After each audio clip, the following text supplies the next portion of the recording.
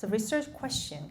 그래서 한국말로는 연구 문제를 그냥 연구 문제라고 research question하고 research problem하고 구분을 안 해서 그냥 사용을 하시기도 하시더라고요. 많은 논문에서. 근데 제 생각에는 연구 문제와 나의 문제의식이 무엇인지 우리는 다시 한번 말하지만 어쩔 수 없이 우리의 생각과 우리의 문제의식 때문에 이 연구를 하고 싶은 거예요. 그래서 연구, 이 느린 학습자를 연구하는 것이 왜 필요한지거든요. 결국은 문제를 상정을 하시고 그 문제에 관련된 질문을 하시는 게 이제 연구 질문, 그래서 research question 두 개를 구분하시는 게 차원이 달라요. 그래서 이게 구분이 안 되면 연구 문제, 연구 목적, 연구 질문이 막 섞여가지고 논문 인트로가 너무 헷갈려요. 그래서 결국 뭘 하고 싶다는 거야? 딱 이러면 정확하게 쓰실 수가 없어요. 두 개를 구분하시는 게 중요하고 그래서 연구 질문, 어떤 게 좋은 연구 질문일까? 질적 연구에서는에 대한 이제 얘기를 먼저 해보고 그리고 이 연구 질문을 가지고 이 연구 질문에 대답하기 위한 질적 자료를 수집할 때에 우리는 다양한 자료를 수집할 수 있지만 가장 많이 하는 게 이제 면담, 인터뷰이기 때문에 인터뷰 질문지를 만들어야 돼요. 근데 인터뷰 질문은 연구 질문과 동일하지 않아요. 그래서 아까 몇 조에서 어떻게 영향을 미쳤나요? 이렇게 물어보면 대답하기 어려울 것 같다. 어떻게 물어봐야 되냐고 말씀하셨는데 그건 본인의 연구 질문이라 연구자가 대답해야 되는 거지. 자, 지금부터 너의 삶의 요인을 분석해보자. 어떤 요인들이 있어? 다 말해봐. 그거는 선생님이 그 경험을 듣고 나서 어떤 요인이 있었는지, 어떤 영향, 어떤 상황적 맥락의 특성이 이런 경험을 이렇게 막 구조화시켰는지를 대답하는 건 연구 질문을 연구자가 대답해야 한다는 거예요. 그래서 연구 질문과 면담 질문은 너무너무 다른 모습이어야 해요. 그래서 연구 질문을 가지고 바로 면담에 가시면 그래서 많이 헷갈리시는 게 반구조화 질문 이래가지고 100% 구조화를 안 해도 되니까 대충 내가 연구 질문 갖고 가가지고 얘기를 나눠봐야지 그러시면 나중에 데이터가 쓸 게 없어요. 그러시면 안 돼서 그래서 먼저 어떤 질문이 좋은 질문인지 몇 가지 조건들이 있어요. 그래서 좋은 연구 질문을 설정하신 다음에 각 연구 질문을 대답하기 위해서 좋은 인터뷰 질문은 어떤지 완전히 다른 논의로 이어질 거예요. 오늘 강의에서. 그래서 연구 질문부터 한번 살펴볼게요. 근데 여러 가지 있는데 한 7가지 특성이 있어요. 질적 연구의 좋은 연구 질문. 그래서 이 7가지를 잘 본인이 썼는지 확인을 하시면 되는데 일단은 우리는 열린 질문을 좋아해요.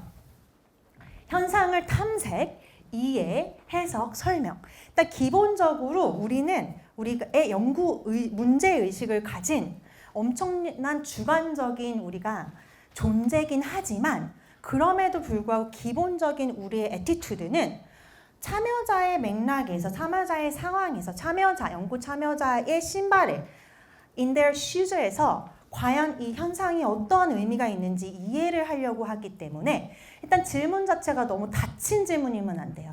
좋았어? 나빴어? 이제 인터뷰 질문으로 가면 마찬가지로. 그런데 이제 연구 질문도 그런 식으로 설정하시는 분들이 있어요. 그래서 우리는 열린 질문. 일단은 경험이 어떠했는지, 이 현상이 어떤 의미가 있는지, 어떤 자아 정체성 형성 과정을 거쳤는지 굉장히 탐색적인 질문을 하면 좋을 것 같아요. 그래서 이제 같은 맥락으로 네, 아니요. 그리고 또 이제 개입하는 연구를 좋아하시는 분들이 이런 질문 많이 하시는데 우리가 자꾸 바깥에서 벤치마크, 베스트 프랙티스 이런 얘기 너무 많이 듣다 왔잖아요. 그러니까 연구 질문도 자꾸 학습자들에게 가장 효과적인 지도 방침은 무엇인가 이렇게 자꾸 가장 효과적이고 최고의 이런 질문들을 하려는 경향성이 있어요. 그렇지만 질적 연구자의 기본적인 존재론적인 철학적인 기저를 기억하셔야 돼요. 우리는 베스트가 존재하다고 믿지 않아요. 왜냐하면 그 현상을 경험한 모든 학습자들이 다른 경험을 한다고 일단 출발하기 때문에 누구도 함부로 최고로 효과가 좋은 학습 방법, 이 아이를 도와줄 수 있는 최고의 면담 방법 대한 연구 질문을 하는 것 자체가 질적 연구의 기본적인 자세와 굉장히 어긋나서 저렇게 질문하면 굉장히 나중에 이렇게 되는 거죠. 인터뷰이의 대답을 선생님들이 굉장히 오역하게 되는 거예요. 선생님들 마음대로. 그럴 때 선생님의 주관성이 필요 이상으로 너무 개입돼서 신뢰할 수 없는 아웃컴을 쓰실 수밖에 없는 거예요. 그래서 오픈, 열린 질문이라는 건 결국 네 아니요로 대답할 수 없고 저런 식으로 최고의, 가장 좋은 이런 거에 대해서 자기 마음을 내려놓으셔야 돼요. 현상에 대해서 알고 싶은 일단 무엇이 있어야죠. 연구 질문에 가장 많이 하는 우리 선생님들이 이제 프로포저를 가져오시잖아요. 그러면 제가 슈퍼바이저니까 이제 리뷰를 하는데 가장 신기한 게 연구 질문에 왓이 없어요. 그래서 그거 알고 싶은 게 뭐야? 그렇게 왓이 뭐니? 그러면 굉장히 연구 문제에서 자기의 문제의식을 막 계속 반복해서 얘기하고 현상에 대해서 내가 이런 현상에 대해서 계속 부가적으로 설명이 너무 길어져요. 그래서 엘리베이터 피치라고 하는 거 들어보신 적이겠지만 일단은 저는 박사생들 프로포절 딱 받았을 때 미팅을 하면 3분 동안 이야기해봐. 그리고 알람을 딱 켜놓거든요. 그럼 3분 동안 너의 연구 질문을 요약해서 얘기해봐. 그랬을 때 대부분이 초안에서 질문을 3분 동안 얘기를 못해요. 왜냐하면 왓이 없으니까. 조금 이따가 얘기 더 해볼게요. 그래서 이 왓을 잘 표현을 하려면 결국은 누가 들어도 이해할 수 있는 주어, 목적어, 맥락이 여러분 질문에 있어야 해요.